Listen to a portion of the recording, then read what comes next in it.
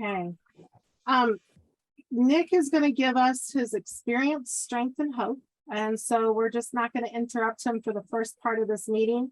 But when he's done, we'll leave the last 10 or 15 minutes to allow him to answer any questions. So we can't give medical advice here. This is kind of like a 12-step meeting where there is no crosstalk in the beginning, like I said. And we're just so glad you're here. This is one of the largest audiences we've had. So thank you so much for being here. I have to say that I am super proud and honored that Nick has chosen to tell his testimony to us today for the first time. I have known Nick for over 4 years, right? 4.5 years, Nick? Yeah, something like that. And it's okay if I say this to begin with, Nick. When I first met Nick, I couldn't even have a coherent conversation with him. He was pretty lost, and it was scary. And I wanted to interact with him, but I didn't know how to. And I can say to you that Nick is like a son to me now. He spent a lot of time at my home the past 4 years.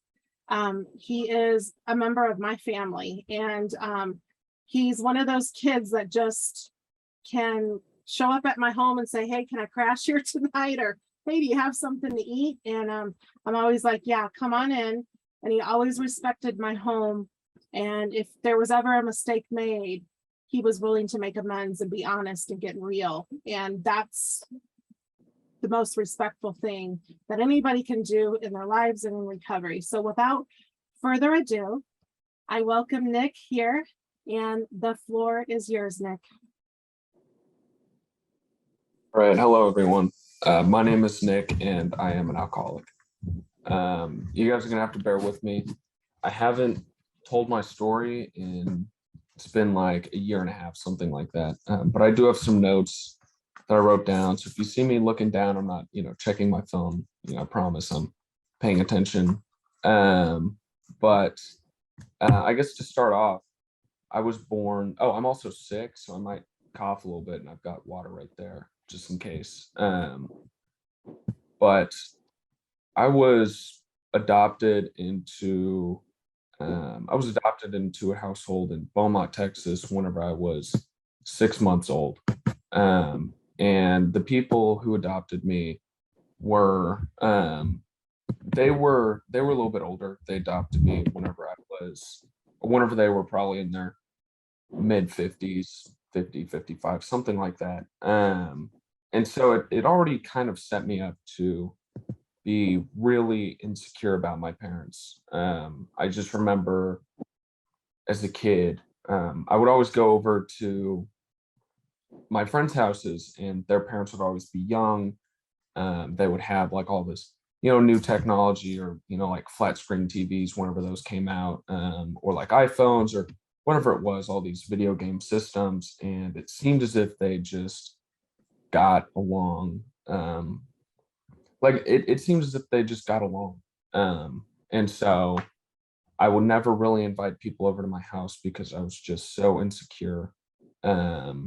Because my experience at other people's houses was that they had like a, perfect family. And whenever I went home to my house, it was always filled with screaming arguments where my parents would get into a fight. My mom would leave and drive all the way to Waco, Texas to stay with her parents for the night or the weekend. And I would always be the one, me and my sister would always be the one to call them or call my mom and beg her to come home crying, just please come back home. I'm sorry for what dad did. And it hurt. It really did. Because in the moment I thought that I felt like I was doing something good for my family. I felt like I was keeping my family together, sort of the glue. But I realize now that I was really just feeding into the toxic setup that my family had. And so with being so insecure about my about my family's living situations, I also would seek attention from everyone and everything around me. It was if everything that I did was for attention, because I felt like I had to be liked by everyone or else I wasn't going to be okay. And so like growing up, whenever I got into school, I'd already started with the lies. I like told people I found latex gloves in my garage whenever I was in kindergarten and brought them to school and told everyone I was, a doctor or something stupid like that, just so that I could try and seem better than everyone else. And in school, a I wasn't a dumb person, right? I wouldn't go into school and not understand what's going on. I was able to get straight A's. I was able to understand what was going on in class with these. I never really would have any trouble with schoolwork. I would never have to ask for help.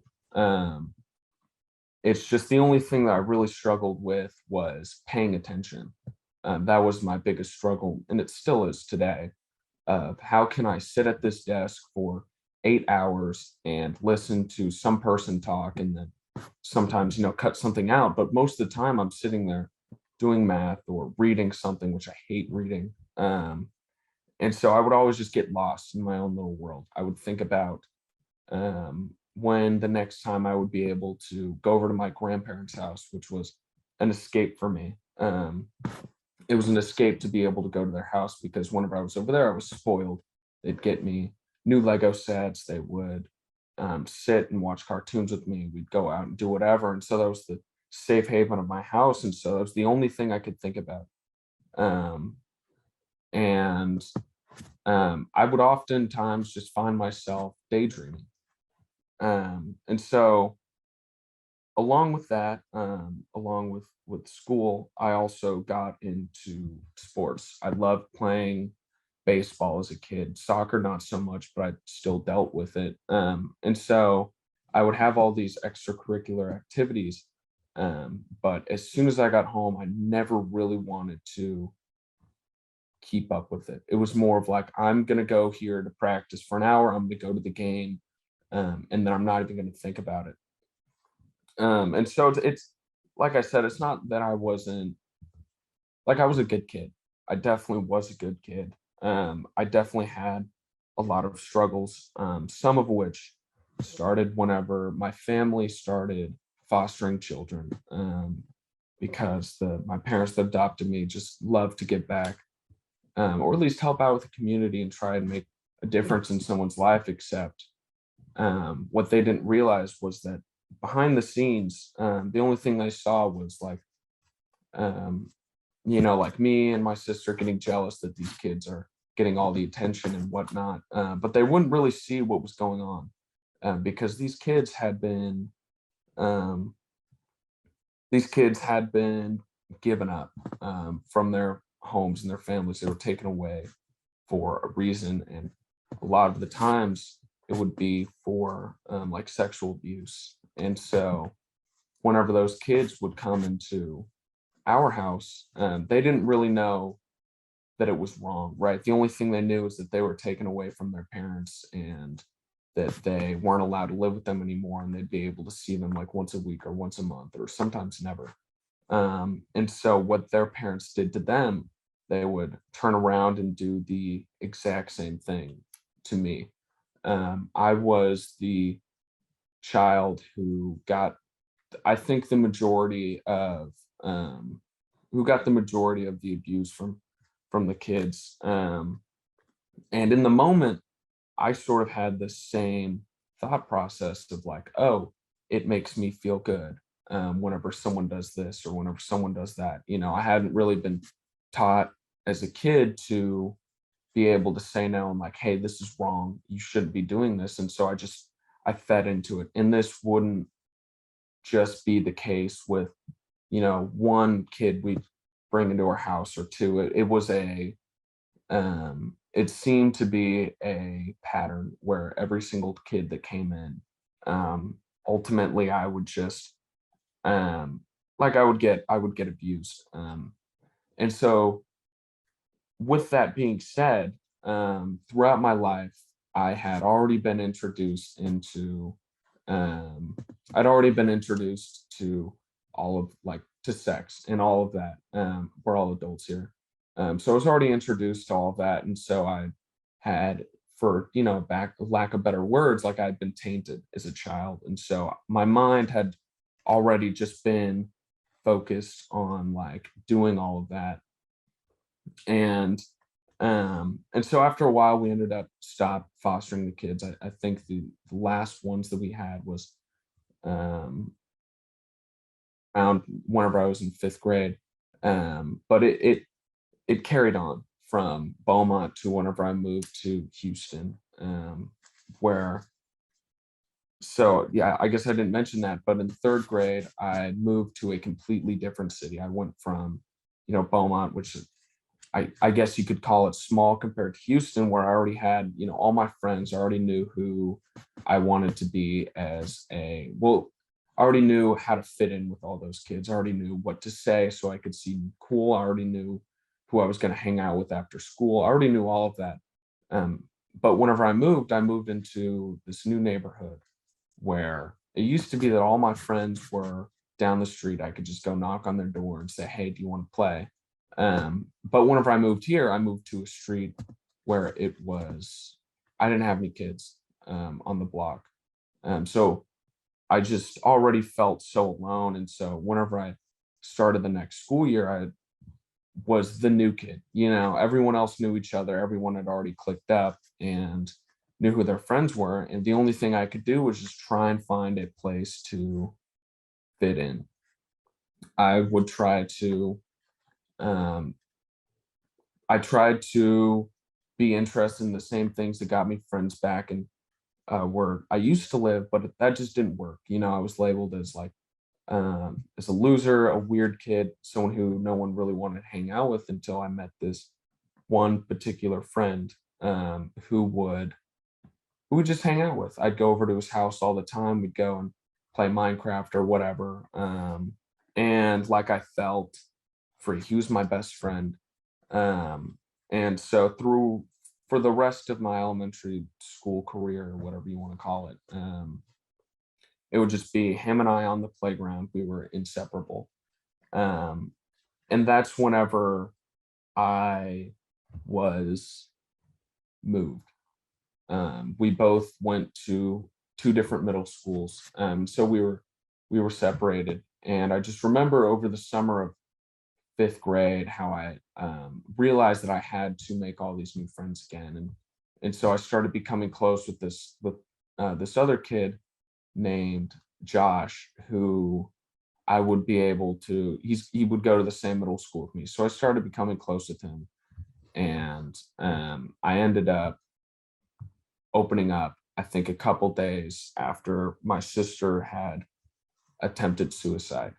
I had known that she was not in the right mental state. I'd known that she had depression. I'd known that she didn't know how to deal with it. I was able to sit there and watch and see exactly what was going on with her while my parents were off and doing something else. Except I didn't know what to say. I was a young kid. She had shown me the cuts on her arms, and she had told me, like, "Please don't tell dad. Please don't tell dad." And so I didn't tell him because I wanted that acceptance. I wanted to feel like everyone likes me, and I felt that it was easier for me to not tell my parents and then to get into this sort of conflict. And so she'd shown me that around 3 months before my sister had attempted suicide. And I just remember as soon as that happened, my parents sat me down in the living room, had told me what had happened, and told me that my sister was going away for a while so that she could feel better. And so I immediately went to the only friend that I really had in that moment, who was Josh. And I told him about all of this. I told him, "Please don't tell like anyone." Like I was so embarrassed because I felt as if my family was the only family that had problems. Everyone else seemed so perfect. And if I were to tell people that like what was really going on within my family, then I would be labeled as a loser, a weirdo. I wouldn't have any, like I wouldn't have any friends. And so I just didn't tell anyone for years. And then the one time that I opened up to someone, he ended up telling people. And I just felt so ashamed and so embarrassed, um, which is sick. I was embarrassed that my sister had attempted suicide. Um, and that's just so selfish because I was so fixated on being liked that I didn't really even care what had happened. The only thing I cared about was, are people going to keep being my friend? And so after all of that went down, I refused to talk to anyone. My hygiene it went down a lot. I would refuse to cut my hair. I would refuse to take showers, take a bath, to brush my teeth. Um, I just didn't want to do anything. And then I started stealing because I got into video games and I saw it as a distraction from reality, because I could sit at this computer for 5 or 6 hours a day. I'd be up until like 4 in the morning, just not having to think about what was going on with my family. Um, but the only problem is that all my other friends' parents would buy them, like in-game currency or all these stuff that goes with the game, and my parents just wouldn't do that. And so I decided to start taking money from my mom's purse and to spend it on these games because I wanted to fit in. Um, and so I felt as if I had finally gotten an escape from reality. And also at the time, whenever I started to become a shut-in, I started to become depressed. I also would refuse to visit my sister while she was in the hospital, because I just didn't want to see it. I did not want to be involved in anything in my family. I'd already decided that it was time for me to do my own thing. But I do remember the day she got out from treatment. One of the first things she ever said to me was that I could have stopped. I could have stopped it, and that I could have prevented everything. And that she told me that I should have told my dad. And so she was shifting the blame on me. And I just felt so betrayed. I started to become resentful at my parents for adopting me, and adopting my sister along with me. She's not my biological sister, but like I just resented being in the household. It's where all my anger came out. I resented them for being so old. I resented my sister for having mental issues, and I resented myself as well, um, in a way of for being alive. I just didn't want to live anymore. And so my parents saw that I was struggling in school. They saw that my grades were dropping, and so they decided to take me to a psychiatrist. And they were scared that the same thing that happened to my sister would happen to me, that I would eventually try and kill myself. And they were scared that I would be successful. And so they took me there, and I ended up getting prescribed. Well, I got diagnosed with depression, and ADHD. And so the psychiatrist that I had, started putting me on, I think it was a large amount, just a large amount of antidepressants and ADHD medicine, like way too much for my age. But I do know that whenever I would take the ADHD medication, I would feel zombied out. I would feel like a robot. Again, it felt as if I didn't have to worry about anything. And so In sixth grade, I decided that one day I was going to take more than I was prescribed to see what would happen. And that was whenever I got my first high. Um, it was whenever I had finally discovered what drugs were able to do for me. And so I went around, told people my experience, and then I ended up getting into the wrong crowd of people.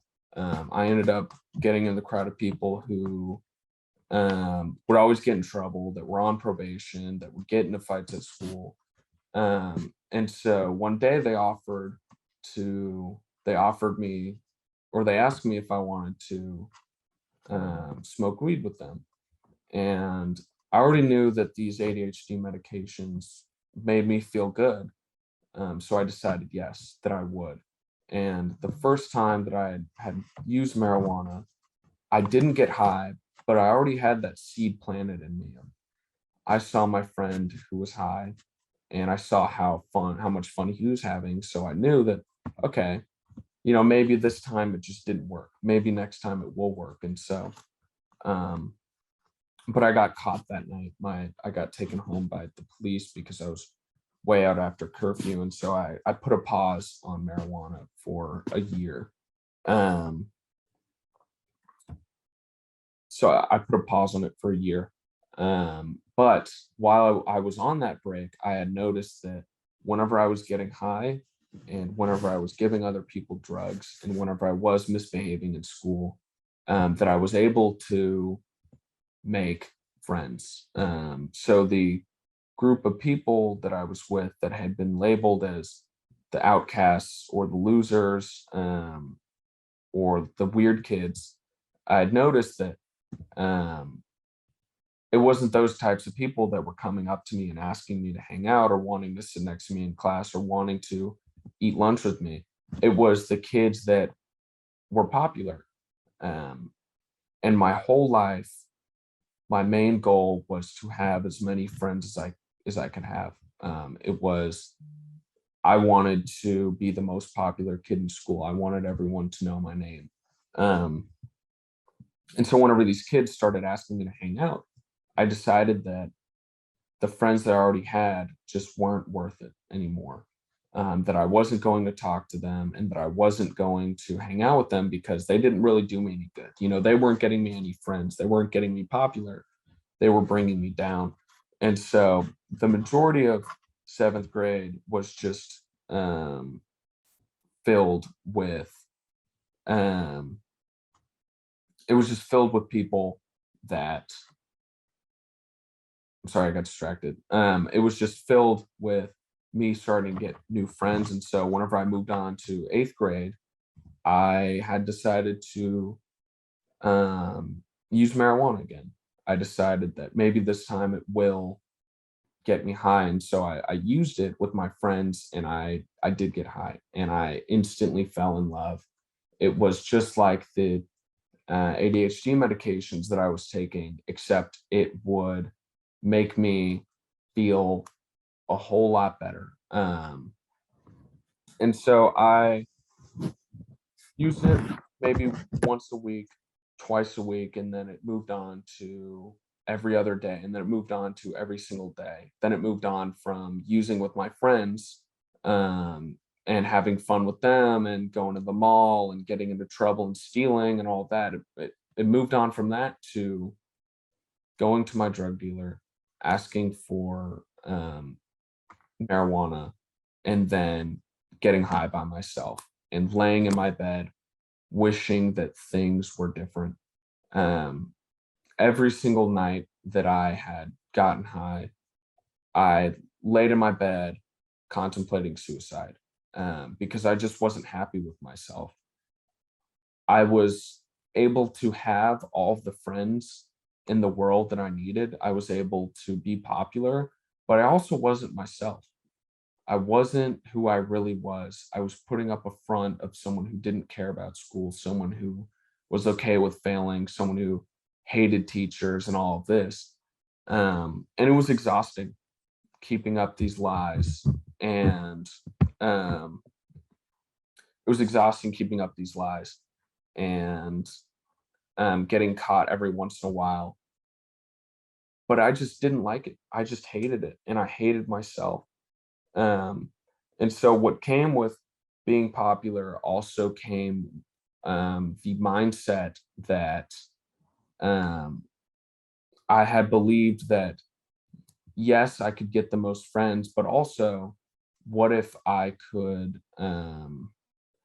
what if I could date the most girls? What if I could do all of this? And so I moved on from friends to that. And I remember this one specific night that this one specific night I had peer pressured one of my friends into smoking weed for the first time. Um, and and she really didn't want to, but I kept pushing him, like, come on, it'll be fun, you won't be anxious anymore, it'll make you feel good.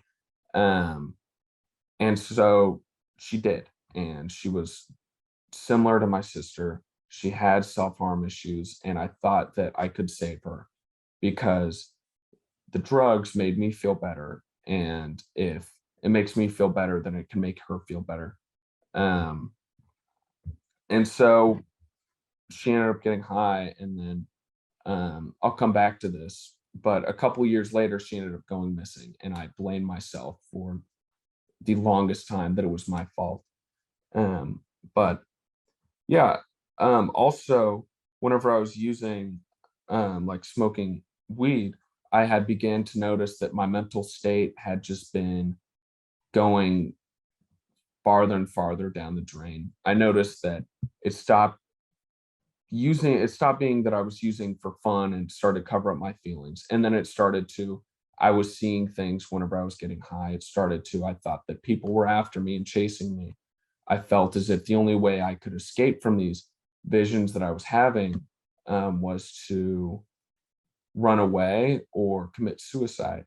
And so I had already made up in my mind that that I was going to commit suicide that night, and um, that I was going to go run away and do exactly what my sister had done, and that I was going to take a bunch of medications until I passed out and I was unconscious. But luckily, something in me was just way too scared. Um, I was just way too scared to do it. I just couldn't do it. Something that day had held me back, had changed my mind from something I was so sure that I was going to do. And I realize now that it was a God moment. But that night, I didn't end up committing suicide. And instead, I woke up, and then I used that next day. And I ended up getting caught that day as well. And so my parents had finally understood what was going on with me, but they didn't know what to do. They didn't know um, how to handle drug addiction. They didn't know what it looked like. I was so young. I think I was 14.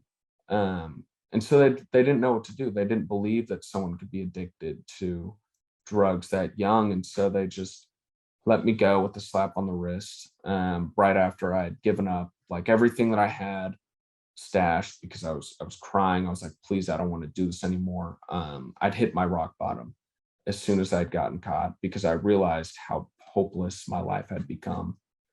Um, and I decided right then and there that I was going to stop using, and that I was going to start going to church. I was going to start praying more. I was going to study. I was going to work hard in school and get straight A's and all of this. And that lasted for about 3 hours. And I found myself digging through the trash again just to get high. And so for the next 2 days, um, I had been waking up, getting high, going to school, getting high again, coming home, getting high, going to sleep, waking up, until eventually I was in PE, and um and over the intercom I heard, can you send, Nicholas Sauber to the office? And so I was already confused. So I went into the office, um, and I walk in the principal's office, and I see a nurse, a police officer, and my dad sitting at the desk. I'd been caught again. Um, and so they had the nurse come check me out, and ultimately I was given a choice.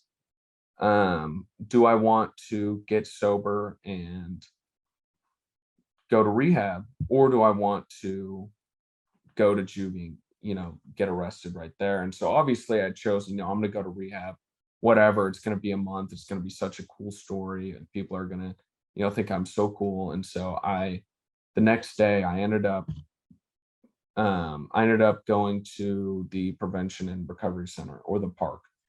And walking into that place, it looks like a daycare for kids. There were handprints all over the walls from people that had graduated and moved on. And I just thought, I'm in the wrong place. I was 14, and I thought I was going to be surrounded by like 12-year-olds. But it turns out I was the youngest person there. I was 14, and everyone else was 16, 17, or 18 years old. And so I quickly realized that I was going to have to change my personality, because these kids are not going to want to be friends with someone who's in middle school. So I started pretending that I'd done certain things that I did, and I started telling stories and lies about about drugs that I didn't use. And these kids, they saw right through it, because they were just like me. They were addicts and alcoholics themselves. And so they knew what it looked like whenever someone was lying, and naturally they hated me, right? They did not want to be my friend. They did not want to talk to me. And they, and yeah, but eventually they did warm up to me. I started being like a little bit more honest, or at least I started to tone down my lies. And so these kids were wanting to, hang out with me. And so getting into the treatment center, I guess my parents expected that people there would hit their rock bottoms, and that they wanted to be sober, but that wasn't the case. Everyone there was talking about how as soon as they're getting out, they're going to use again, and how their parents are, abusive for sending them here, and all these dumb stories. But they ended up telling me about this. They ended up telling me about this certain drug, that if I'd used it, I would, like, it'd give me all these, side effects. And so I decided that, hey, why not? Why not? So I tried it, and I like fell in love with it. It was the new, it just like, I wouldn't be able to feel a thing. I did not feel a thing whenever I was on it. But along with that, I had decided that I was going to start using uh, the the THC vape pens as well. And so whenever I would, it took away the hassle of like having to go outside and light it, and it would get rid of the smell, but also it was such a concentrated amount of THC that yes, I would get high, but it was different. It didn't feel like I was just smoking weed. And so I started using that as well. And that's whenever the delusions really set in. That was whenever I started to really just not understand what was going on. I started to become suicidal again. I was homicidal. I was extremely depressed. I was paranoid. And so I had all these side effects, but I really just didn't know what I was getting myself into. Um, and so I ended up using both of those things at the same time. And again, I had just gotten into this mindset that the only way I could stop this pain um, was through suicide. But luckily I ended up getting caught by the treatment center, and they put me, as soon as I got out, they put me into this APG called Teen and Family Services. And it was the same crowd of people. It was the kids who just didn't really want to be sober. They were there for just to get their parents off their backs. And it was a great place to be social. A lot of them went to Archway. And again, I had to change my personality. Half of those people, it was, I want to get sober, I'm going to work the steps. And the other half of it is like, AA is BS. My parents are crazy for sending me here. Let's go get high. And so I continued using, but I would also have these, little moments of powerlessness. Yeah, I think that's a good way to describe it. I just had these moments of powerlessness, of hope, of I'm actually interested in growth. I actually want to get sober. And so I had these breakthroughs, but I didn't realize that along with being sober, I have to change my whole way of life. It's not one day that I just quit drugs. It's not one day that I just decide that I'm going to be sober and that I'm not going to use again. It's a way of life. And so eventually along the way, I decided that I was just going to stop using. But like I said, I didn't realize that along with getting rid of drugs and alcohol, I also had to get rid of stealing, lying, manipulating, sneaking out at night, anger. I had to actually work on those because I thought the problem was just drugs and alcohol. I thought that was the only thing that was causing all of this distress within my own life and within my family life. So I was dry for about 2 or 3 months until one night, me and my parents had just gotten into this huge argument. It ended up in like a physical fight, and a week later, I found myself in a different treatment center, except this time I was sober. This time I didn't have drugs to blame for all my problems. It was just me. It was myself. It was the lack of the steps and a higher power. It was the lack of the lack of working on myself. And so again, I had to change my personality. And that's where I met one of my good friends now. His name is Tim. While we were there together, we weren't good for each other. I will say that. We would get into trouble. I had just given up trying to be sober because I was so angry at my parents sending me to this treatment center. I decided that I didn't want to be sober. But I didn't tell anyone that. I wanted to put on this image of someone who was, who could help everyone. I would go into the process groups and, say all this experience, strength, and hope, all this advice. You need to get sober, I'm better than you. But I wouldn't follow the advice that I gave other people. It wasn't really experience, strength, and hope. It was just me saying something, like throwing spaghetti at a wall and hoping something will stick. Except some things, did stick. But I ended up staying there for 3 months. And as soon as I got out, I was put into a different APG called Cornerstone. That was really,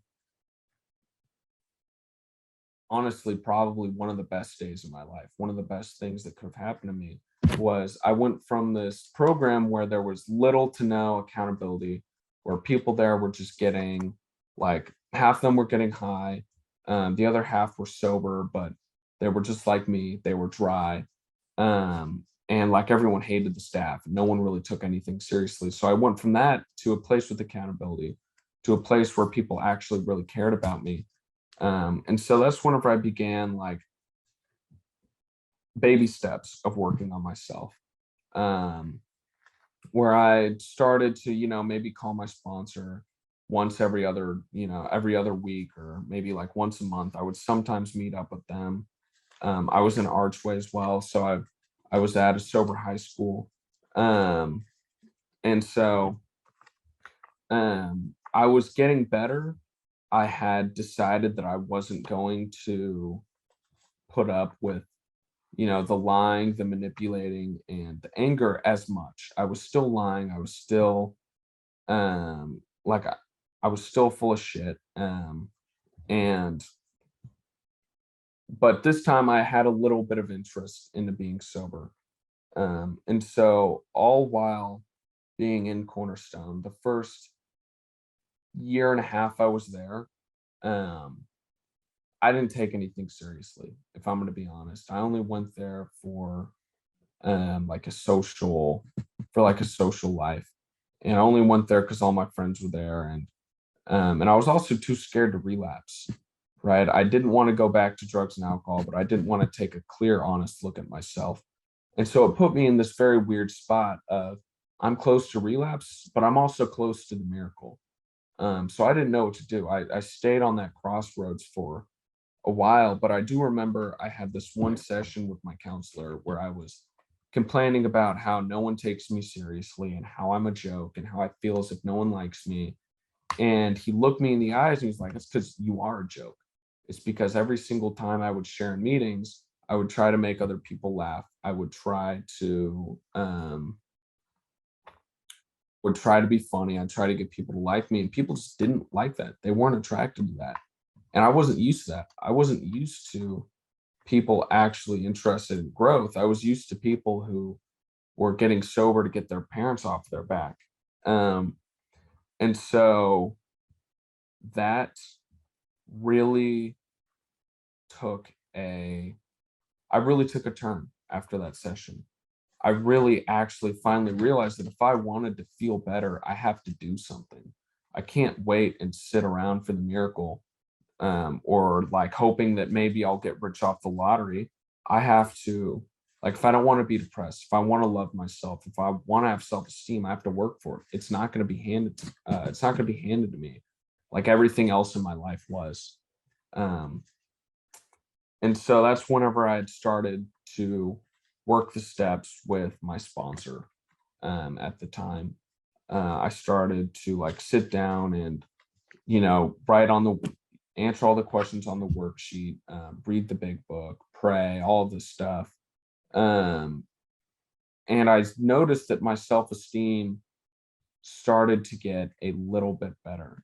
Um, and so I went into my sophomore year of the idea that I'm cured, and that I'm able to get into a relationship, I'm able to sponsor, I'm able to do all this. But honestly, I still wasn't ready.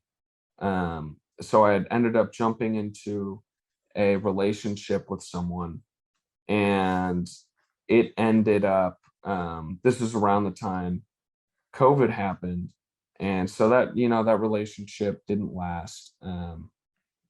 It didn't last, but I will say, because I wasn't ready to get into a relationship at the time, it really took a huge emotional toll on me. And so for the I had started to become like severely depressed again. I felt alone. I felt I was cooped up in my house 24/7. And so the only thing I would hear is my parents arguing, threatening to get a divorce while I was trying to get sober.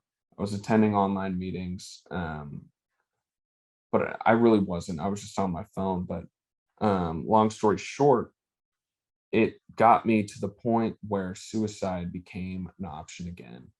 Um, and I remember the worst rock bottom that I had in my life actually happened whenever I was sober, because I wasn't able to have the drugs and alcohol to cover up the feelings. Um I wasn't able to like smoke a little bit of weed and forget about it. I had to remember it. I couldn't take something and be out for a couple days. I had to deal with it in that moment. And so while I was dealing with these thoughts, I a friend of mine, a close friend of mine actually passed away. And so I felt so like I felt just awful. Um, but I also knew that the only way for me to feel different is I had three options. Either I could relapse, or I had two options. Either I could relapse and see what happens, or or I could be seen with my friends and also see what happens. And so I decided to really jumpstart on the steps. I decided to really work at myself. Every single night, I was sending in an email, checking in how I was. I had a bunch of honesty lists in there. I was on a calling commitment. I was on a commitment where I would read. It's like a letter from God to you every single night for about a month. And I noticed that I started to feel better. I started to like actually want to be alive. um I started to have hope again. You know, my the muscles on my face whenever I would smile would twitch because I hadn't smiled in years. And I started like see that? It's a miracle that I can smile today without my face shaking, because I went years without doing that. And so I started to like actually exercise those muscles in my face again, and I started to like actually get close to my friends instead of hanging out with them and just making jokes. I started to let them know what was going on in my life. I started to pick up sponsees and work the steps with them. I started to I eventually dropped the sponsor that I had and picked one up that was in AA, and he took me through the book. And I genuinely had a spiritual experience. Today, I'm able to hold a job. I'm able to show up to work early sometimes, most of the time, actually. Um, I'm able to um, I'm able to have like a happy, healthy relationship in my life and not be codependent. I'm able to sit in a room and talk with my parents, and not get into arguments. I'm able to talk with, my other friends' parents and actually relate with them and not say like not say a bunch of stuff that no one really understands. Like I'm happy today. Given I do still have a little bit of struggles. Recently I just gotten into a um a depressive episode, where I'd started to lose hope in my life and all of this because I'd been off my depression meds for a while because I didn't like the way they made me feel. But I started doing this new treatment with a friend of mine, and I'm starting to feel like a lot better. It used to be going from a couple, weeks or months ago, I would be in a room full of people and still feel very alone, where today I'm able to be present. And so my life isn't perfect today, right? It's not like I'm happy 24/7. It's not like I'm honest 24/7, even though a lot of the times, I am. I don't really tell like big lies anymore. Um, but I still do have struggles come up. But the difference between me 4 years ago or even 2 years ago and me now is that I have hope. I know that I don't have to feel like I did all those years ago ever again. I know the solution and I know what to do. And I can't say I am happy today. So that's And I am just in awe. I learned even more about Nick just now, hearing him share. I put the God memorandum in the chat. That is what he referenced to, that he was reading every night. It is powerful, life-changing read. And to hear young people like Nick, and the rest of the Cornerstone community, all the young adults, teens read this together, and see the parents join in sometimes is powerful. I challenge you guys to read it tonight. You will not regret it. Let's open it up for questions to Nick. And Nick, thank you. I love you. And I'm so proud of you. And he didn't even talk on how he just graduated from Archway Academy. And you could see in the picture for tonight, my son is carrying him before they graduated. And he didn't even talk about his speech he made at their high school graduation. So he's very humble. He didn't talk about all his accomplishments, but I just want to give him kudos and just tell him how much I love him and how proud I am of him and how grateful I am that he shared his experience, strength, and hope tonight in an honest, vulnerable way. And that is recovery. And Nick is a prime example to that. And I could go on forever because I love him so much. I miss him so much. I don't get any texts or like, hey, can I come over and crash? You got some food? What's going on there? You know, and I miss that. I miss Nick showing up and seeing him at the front door and him being part of my daily life. So I'll open it up to questions if anybody wants to unmute and ask it, or I'll read from the chat, or Nick, you can too, either one. Yeah, I see one. The question is, did you have to use other drugs to deal with the side effects from marijuana, such as alcohol, Xanax, and or opiates? I don't think so. No, I didn't have really. The only thing that I had to use on this, like the only time I would ever mix different drugs and alcohol was whenever I was in,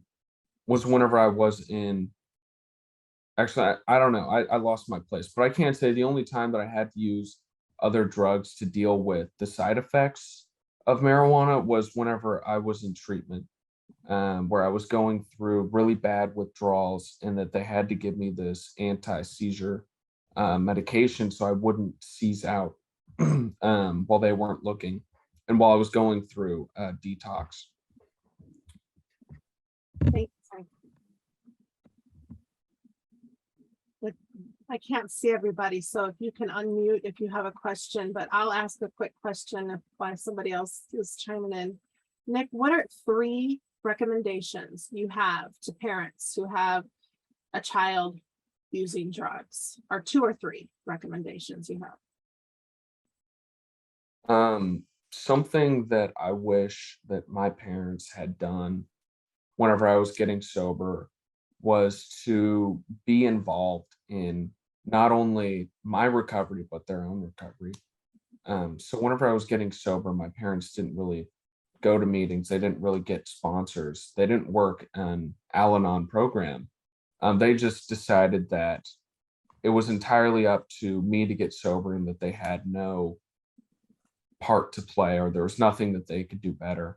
And so that really delayed my growth and how well I did in recovery for years, because I would go to this program where like it'd be very strict accountability and like people be able to see me, but as soon as I got home, I was still able to lie and manipulate, and they would cover for me or be codependent and not say anything. And so I think the biggest thing that the biggest piece of advice I could probably give to parents struggling with their kids still using is that you need to work a program of your own, or at least I'd needed my parents to. And also, don't be scared to hold boundaries and to say no. It's okay if it's okay if you don't allow your kid to go out. And sometimes it is it is best for it would have been best for me to stay home a lot rather than go out whenever I was in early recovery, because I would just end up using again. Thank you, Nick. Does anybody else have a question? Yeah, hi, Aubrey. This is John. I do. Hi, John. I'm really impressed with how you've been able to tell your story, and I wish you all the luck in your recovery. It's just really fantastic. I have a 18-year-old, soon to be 19-year-old son who's made a lot of progress, but has a long way to go. Was full on psychotic and is not today. But I guess one thing I'd like to know is when you have the urge to smoke or to, yeah, marijuana again, what do you do to get over that? He learned in his IHP or PHP program about, the wave, try to like resist the wave and the urge. How do you, when you feel the need to smoke, what do you do to not smoke? So I don't, so the longer that I've gotten sober, the less and less that I have these urges and that I have these cravings, but I will say I still get them every once in a while. And my number one reaction that I wish that I'd heard in while I was in treatment is to like get on my knees and pray. Yeah. So whenever I do have these urges, like I really want to go use or I really want to go drink, I will take a couple minutes to myself, get on my knees, or even like close my eyes for a couple seconds and pray for like my prayer is something along the lines of thank you for keeping me sober today, blah, blah, blah. I'd like to ask that you keep me out of fear, anxiety, worry, doubt, anger, and resentment so that I may better be of service and to do your will. And right now I'm struggling. I'd like to ask that you keep my mind off of myself in the future and keep me in the moment, and allow me to focus on the newcomer in front of me. And so a lot of the times I'll do that. But even if I still have that urge to use, I can always call someone or pull someone aside and talk to them about my feelings. And also being able to, I do know that if I have those feelings over an extended amount of time, spending time with someone in recovery, even if it's not doing anything recovery related, like going to a meeting or anything like that, it's just being able to spend time with my friends also keeps me away from that. Because whenever I get these urges, it is always because I'm thinking in the future or in the past. It's never because I'm in the moment. And it's also only whenever I am not connected to my higher power like I should be. So whenever I lack prayer, meditation, or I lack being able to stay in the moment, that's whenever I get using thoughts. Thanks. Thank you, Nick. Thanks for sharing that. Nick, there's a question in the chat from Sarah, all the way from England. We love you, Sarah. Now that you have more growth, how is your relationship with your sister? Okay. So it took me a while to forgive my sister for what she had done whenever I was a kid. So getting sober, I carried on all of these resentments and just anger that I had towards her for years. And I will say that I had like just recently gotten over my resentment. But we don't talk that often. She's, a full-time college student. We don't really get to see each other that often, maybe like once a month. But whenever I can, a lot like my parents, I can spend time with her today and like not get really angry or annoyed. And I love hanging out with her today. I don't hang out with her because I have to or because I need something. I hang out with her because I want to. And so I found that it's a lot easier for me to spend time with her since I'd gotten over that resentment. Thank you, Nick. All right, but yeah, Oh, Stephanie, there's Stephanie. Just a quick comment. Thank you, Nick. My son is 22 and he's in, I guess you could say he's in early recovery. And you've given me, gosh, I've been hanging on every single word, and you've given me insight into what my son has been going through, and that's, I thank you so much for that. But you've also given me such incredible hope for him. You are such a smart and articulate young man, and I know that. And you're touching many lives. And so keep on, keep doing that. And thank you so much. You're very Thank you. brave. So thank you. I just wanted to say that. Thank you. So true. Anybody else? I thought I heard somebody else on. Claire? I have a question. Okay.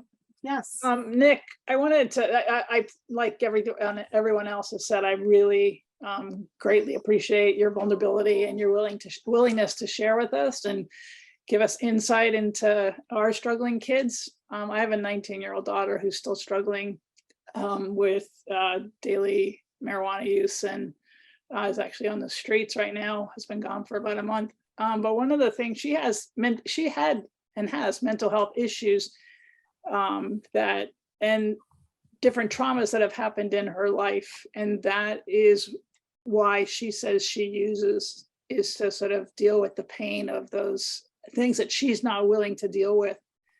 And I heard you talk about that, you know, as your experience also, that you struggled with a lot of issues in your family and things that had happened to you that were sort of beyond your control, but that really impacted you.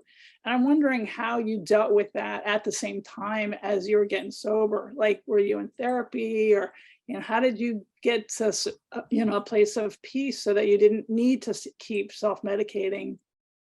I don't know if that. Yeah. So I will say I ignored the problem for a long time, getting sober. But I had begun to notice that because I hadn't let go of all the trauma that had happened to me whenever I was a kid, it kept me from opening up with others. It kept me from being able to feel comfortable with people, with my close friends. And so a lot of it had to do with just allowing myself to be touched, because I've noticed with a lot of people that have struggled with what I went through, is that there are really two different routes, or at least like two basic routes that someone can go. Is someone that is like hypersexual, that has decided that the only thing that they're worth for is for sex and pleasure and all of that. And so they go out seeking that. And then there was the path that I took, where it was asexual, where I didn't want to be touched. I didn't want anyone hugging me or kissing me or holding my hand. But for me, what had helped with me was just allowing my friends, especially, you know, my guy friends around me, to just give me hugs and to take in the love, and also sharing it as well. Because I found that if I have a problem in my life, 90 to 95% of the solution is just telling someone. And whether that's my close friends, my sponsor, or my higher power. But I will say it did take a while for me to actually give up control with all of that. Awesome job, Nick. Love you. Thank you. Yes. Thank you, Nick. Love you so much. Thank you.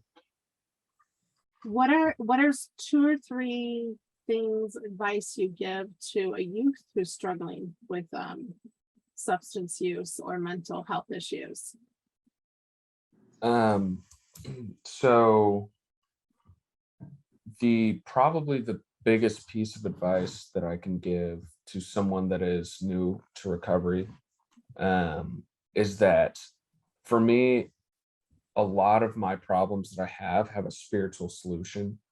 But I came into the program with resistance to prayer and meditation.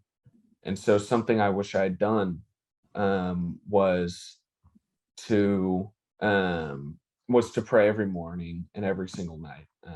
One of the biggest struggles I had was that I just had a resentment against God for everything that I'd been through. And also I kept forgetting. And so something that I found very useful is like putting my phone underneath my bed or my shoes, so that in the morning, I'm already going to be on my knees anyways. So I might as well say a quick prayer. It's that, and then also something I really needed was a lot of fellowship. It was hanging out with people who were strong in their program, because eventually those things are going to rub off on me, right? If someone is working the steps and on committee, or I'm on like some sort of steering committee or active in AA, then I'm going to start to become interested in those things, right? The only reason why I was interested in drugs and alcohol the way that I was is because I surrounded myself with people who found it interesting. And then also, actually, I think that's the two biggest pieces of advice I could give. Thank you, Nick. Hi, Nick. This is John. I have another question, if I may. Yeah, go ahead. So with our son, I've been talking to Aubrey in the last week or so here. And I can see, but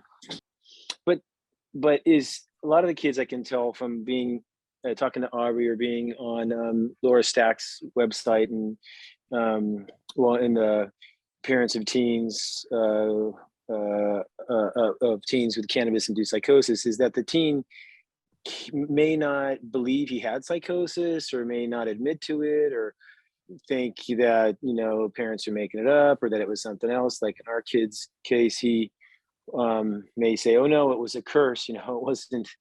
He knows he had acute psychosis at times, but he can shift back and forth and like play us and kind of manipulate and say, "No, it wasn't like that. It was just a curse or something. It was the girl put a curse on me." Was there a point where you kind of, what did it take for you to finally realize that it was real? Like what happened to you was not made up, or just people telling you it happened? Like what was your epiphany that, wow, this is really real. I really did have psychosis or some such?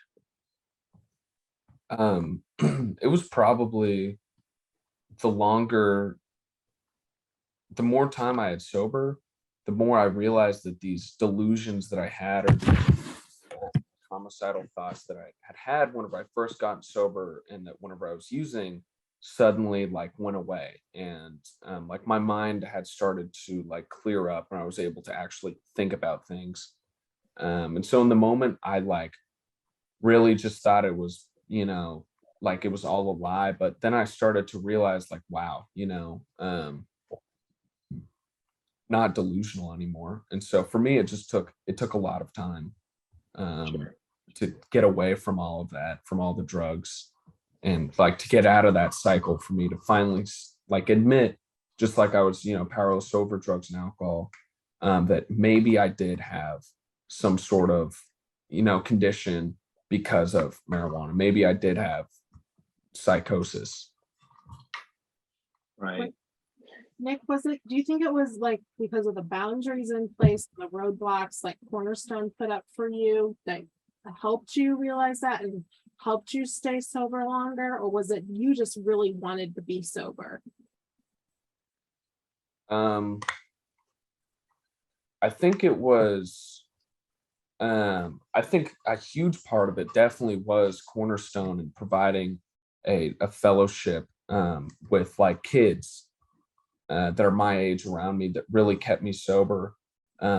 Because I'd gone to a couple AA meetings before, and it was like me surrounded by like these older people. And so I came up with the excuse in my head that, I'm too young. But as soon as I was able to get into a group with people my age that were able to like actually have like the miracle of recovery apply to them, that's whenever I realized, like, okay, maybe I probably should be sober. Maybe I should do what these people are doing.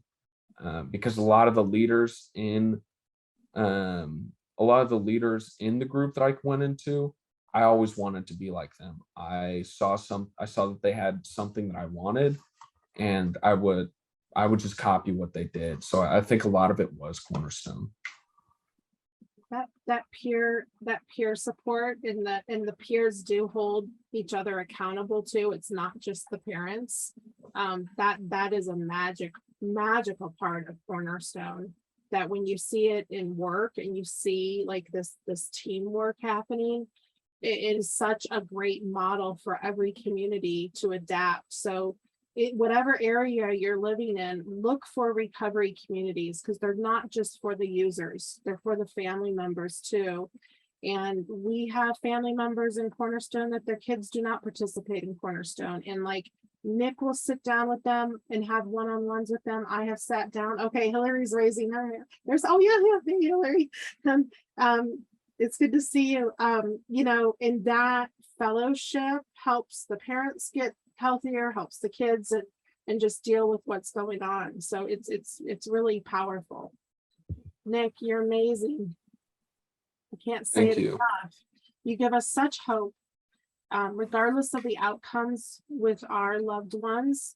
And believe me, Nick has seen me at my worst, everybody. He has seen me downright crying, angry, out of control. And he has always been honest with me, like, yeah, that was pretty uncool, Aubrey. You know, I've gotten feedback with him, or it's okay, I love you. It's okay to be upset. You know, that means a lot to me to have a young person like Nick give me that feedback too. So look for that in your areas and you can benefit from that. All right. Super proud of you, Nick. Love you. Love you guys all. Bye. Thanks for joining us. Make sure you sign up for the newsletters with Every Brain Matters. We've got a lot of great information coming out. It'll come out next Saturday. Even